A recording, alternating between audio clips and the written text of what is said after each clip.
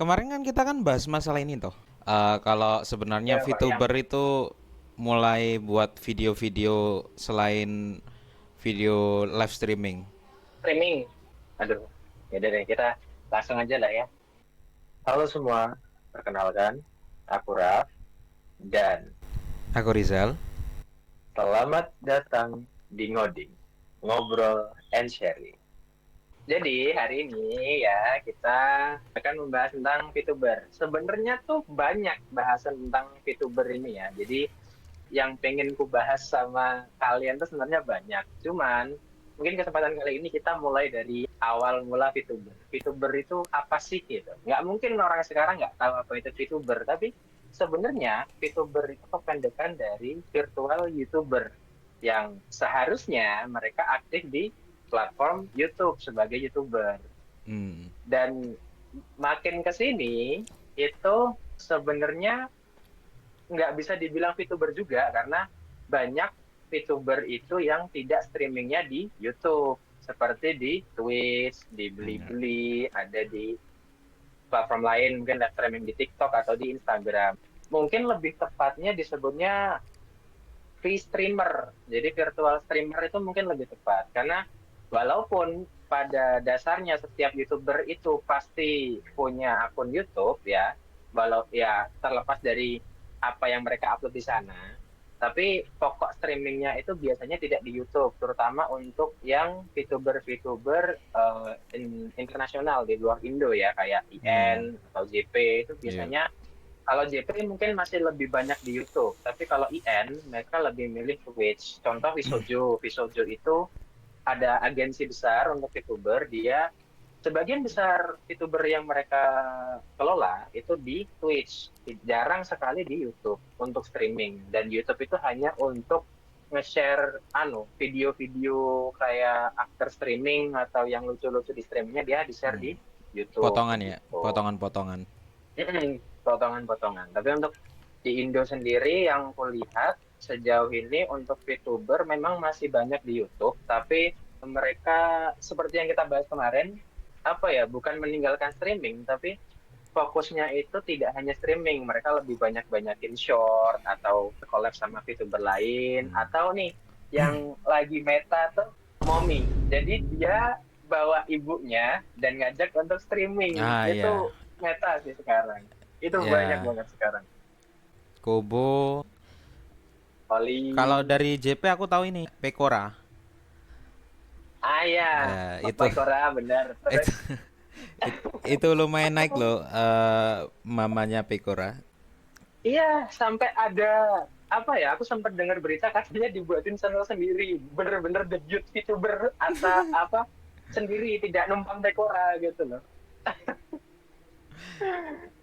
Itu sebenarnya nggak cuma di Indo ya, tapi di luar itu banyak. Contohnya kalau dari yang Hololive itu ada Nerissa. Nerissa itu juga ada bawa ibunya untuk streaming. Dari Indo ada Kobo, ada Oli, terus Pekora itu juga termasuk nih Hololive.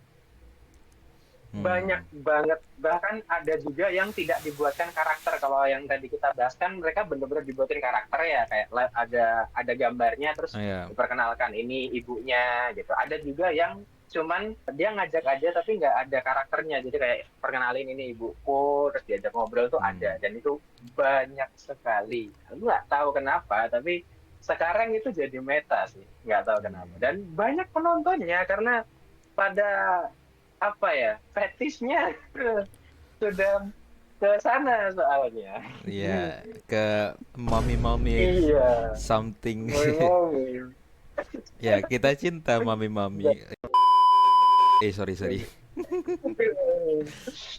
Iya, begitu. Dan surprisingly, terlepas dari yang apa memang fakta bahwa itu lagi nge-hype banget, itu tuh suaranya mereka itu enak didengar, comfortable lah, nggak nggak yang bener-bener beda gitu loh. Dan entah kenapa sesuai sama ekspektasi kita gitu, kayak wah kalau misal udah mami-mami gitu kan pasti suaranya rada deep, terus Iya. tone-nya itu pelan gitu, nggak tahu kenapa tapi sesuai ekspektasi gitu. Makanya mungkin karena itu juga ya, jadi bisa nangkep view-nya yang lebih banyak, terutama itu yang bener-bener booming tuh Pekora sama Nerissa karena emang Benar. gila sih itu.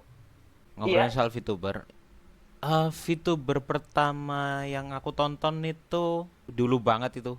Kalau kamu tahu Maya Putri itu Ah, VTuber pertama yang aku tonton. uh, Maya Putri. sepuh. Aduh, Tapi sepuh. after Maya Putri entah ya, kenapa kok dia tiba-tiba ngilang gitu ya. Ngilang dari anu, entah dia Hmm. kerja atau ada urusan lain. Akhirnya dia kayak nggak pernah live streaming atau upload konten. Dulu upload konten nggak sih? Awal-awal itu. VTuber Oh, Maya Putri, aku lupa.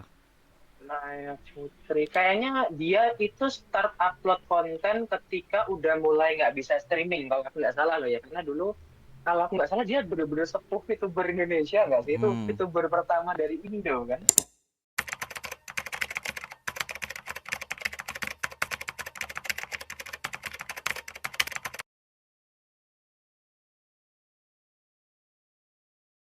Ya, ya nggak tahu juga sih kalau itu VTuber pertama. Tapi aku dulu itu awal-awal VTuber Maya Putri. Habis itu ya Hmm. karena hilang, hampir nggak pernah ngelihat lagi yang namanya VTuber. Paling lihat VTuber 10 menit, 20 menit udah selesai keluar gitu. Ah, nggak sampai habis ya, nggak live Iya, streaming dari awal sampai habis gitu ya. bener-bener nggak nungguin, Oh, bukan bukan orang yang nungguin si ini streaming nonton sampai akhir lah, nggak, sekarang udah nggak gitu. oh, iya. Terus Saya kalau tentang apa ya, Maya Putri itu aku dulu pernah riset sedikit karena sempat dibahas kan, dulu tuh sempat ada yang ngebahas bahwa aduh, kalian pasti, yang kalau para penikmat VTuber pasti tahu Maya Putri karena dia bisa dibilang sesepuhnya VTuber Indo gitu kan. Terus ketika aku searching ternyata dia itu bisa dibilang channelnya ngegantung. Ngegantungnya karena apa? Dia udah nggak streaming, tapi hmm, video terakhirnya tuh bikin ngegantung karena dia bilang dia pindah ke dimensi lain gitu. Dia iya, cerita bahwa dia pindah ke dimensi lain dan udah gitu. Nggak iya. bilang ini the end-nya, nggak bilang Habis itu graduate, nggak ngilang. bilang apa. Itu bener-bener hilang Dan kan. Cuman permasalahannya di beberapa tahun kemudian atau beberapa bulan aku setelah, lupa ya, setelahnya itu dia tiba-tiba nongol loh.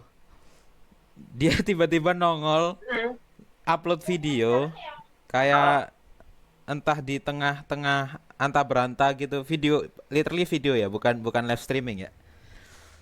iya, iya. Dan dia bilang katanya bakalan kembali atau gimana gitu. Tapi sekarang Ah, digantung iya. lagi.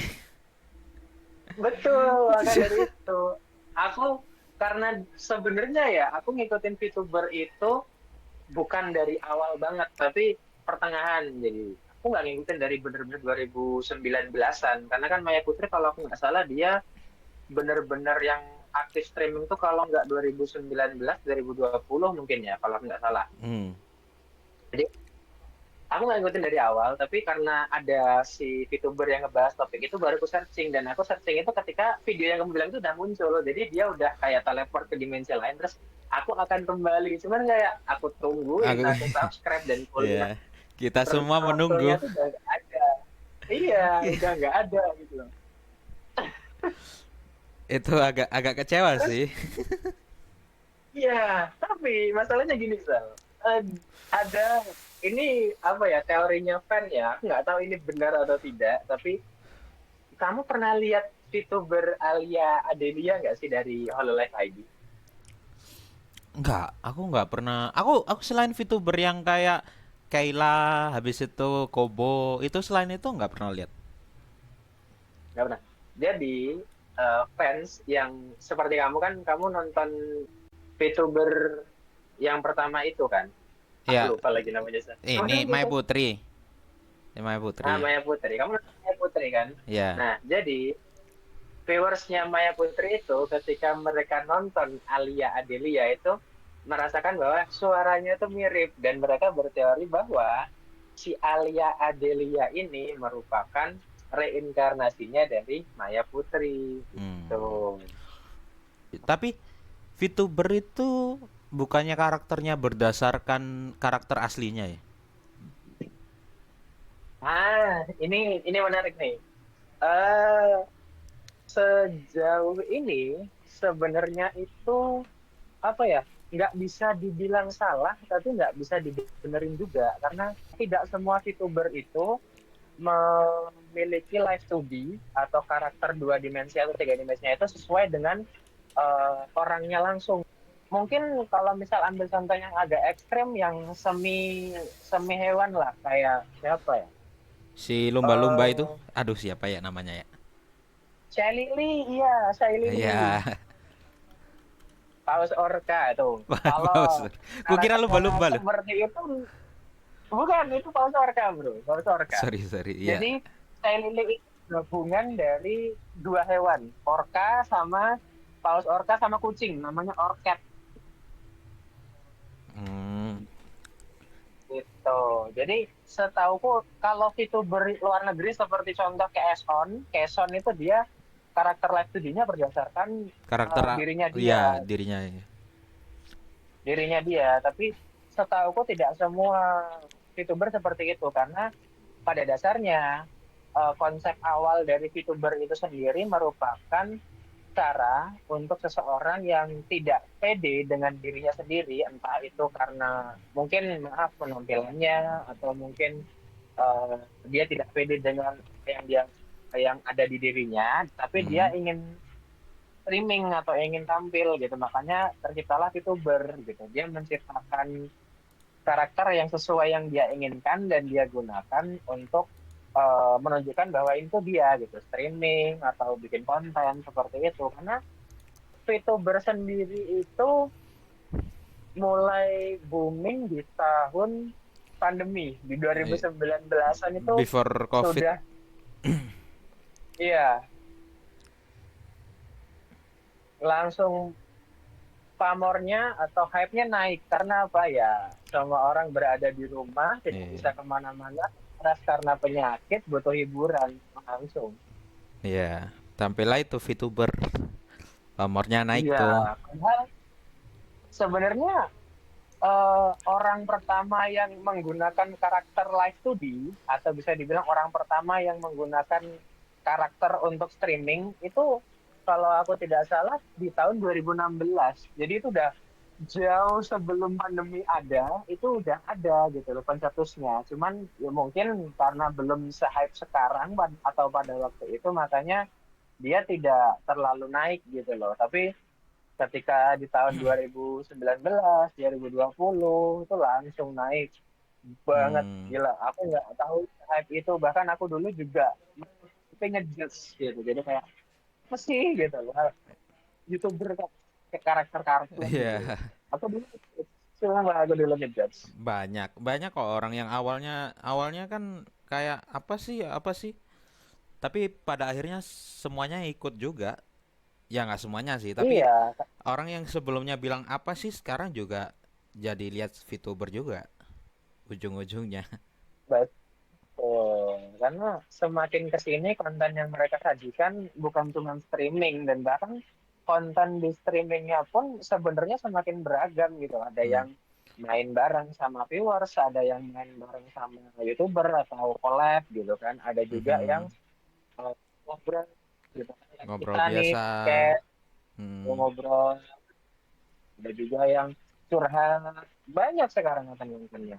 Banyak, bahkan kalau di, aku nggak tahu di Indonesia udah ada yang pernah melakukan ini atau belum. Cuman untuk di luar negeri, VTuber-VTuber yang dari IN, dari English, dari JP itu mereka biasanya melakukan in real life stream. Jadi mereka streaming kegiatan sehari-hari, misal pergi Hmm. kemana, lagi ngapain, tapi tanpa menunjukkan wajah tentu saja, karena masih menggunakan live 2D. Ah. Tapi kalau gitu bukannya bukannya bakalan ketahuan ya kalau misalkan in real life streaming ya. Nah, tuh. Jadi semakin ke sini dunia VTuber itu semakin apa ya, kalau aku bilang ya, kayak Mulai terbuka ya, peraturannya itu semakin, iya, peraturannya itu semakin tidak terlalu ketat. ketat gitu loh. Karena Hmm. dulu dulu itu sebenarnya aturan dasar dari VTuber itu adalah kamu tidak boleh, ini di Menampilkan garis wajah. bawah ya, kamu tidak boleh menampilkan wajah atau segala sesuatu yang itu tuh merupakan data diri pribadimu gitu loh, Hmm, wajah, foto. Bahkan kayak foto yang cuman kepotong misal bibirnya aja itu dulu nggak boleh. ya. Handcam stream itu nggak boleh dulu. Tapi dulu itu kayak wajar nggak sih? Kalau berdasarkan beberapa ini ya, beberapa case ya. Kita lihat si Dream. Dream, tahu Dream kan? Dia itu Nah, iya dulunya iya. kan nggak pernah nunjukin wajah. Ah, setelah Hmm. setelah dia menunjukkan wajah, itu tiba-tiba entah karena apa viewsnya turun. Tapi kebanyakan bilang itu karena wajah dia jelek gitu.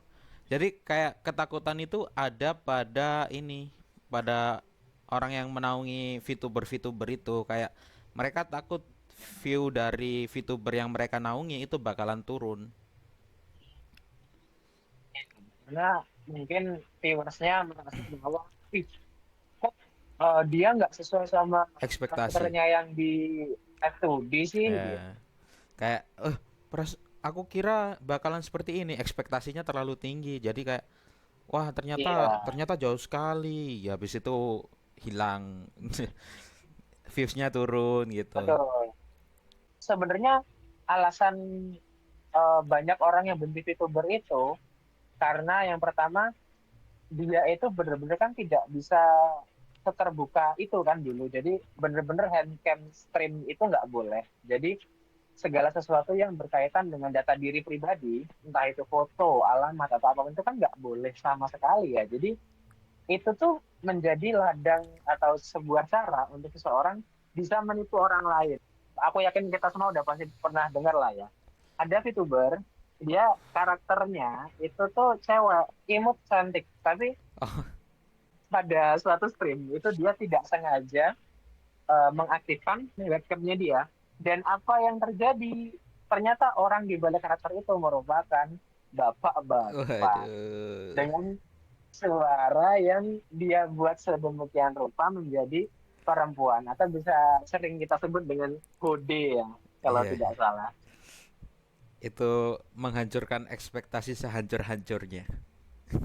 Betul. Dan karena hal itu, jadi banyak orang yang membenci VTuber atau bahkan benar-benar menghujat. Bahkan ada yang sampai trauma tidak mau nonton Ya, lagi. Karena apa? Takut, takut akan kejadian seperti itu lagi. Karena saya sendiri juga sebenarnya pernah gitu tertipu oleh VTuber eh, gitu. Saya kira itu sampai ada meme-nya kan? Bahkan bahkan mungkin iya, meme-nya masih beredar sampai sekarang aja. VTubermu adalah betul. om-om berkumis. Iya. Itu juga jadi membuat orang-orang yang tidak tahu VTuber itu memukul rata memiliki persepsi bahwa semua VTuber itu pasti Ya, nge-hode gitu. Itu yang bikin rusak sebenarnya karena tidak semua dari mereka seperti itu dan bahkan beberapa dari mereka yang seperti itu pun itu tuh punya alasan tersendiri kenapa melakukan itu. ya kita nggak bisa, kita juga nggak bisa ngontrol kan kalau misalkan kita beneran nggak tahu kalau misalkan ya di balik suara imut itu ada om-om atau gimana, kita kan juga nggak bisa ngontrol juga. Ya balik lagi, Oh. tergantung keyakinan masing-masing. Iya. Sama kayak ini, kalau ada cosplayer Fenty, sumpah aku tiap ketemu cosplayer Fenty, ada yang tanya, itu gendernya apa ya? Dibalasnya sesuai keyakinan masing-masing. Ya ini pasti player-player Genshin sama player-player kikir Impact ini pasti udah paham banget nih pasti. Arkon Arkon Stalk yang satu itu memang sangat-sangat ya gimana ya udahlah gendernya sesuai keyakinan masing-masing suka mabuk pula. Kan kurang dari lagi saja. Benar.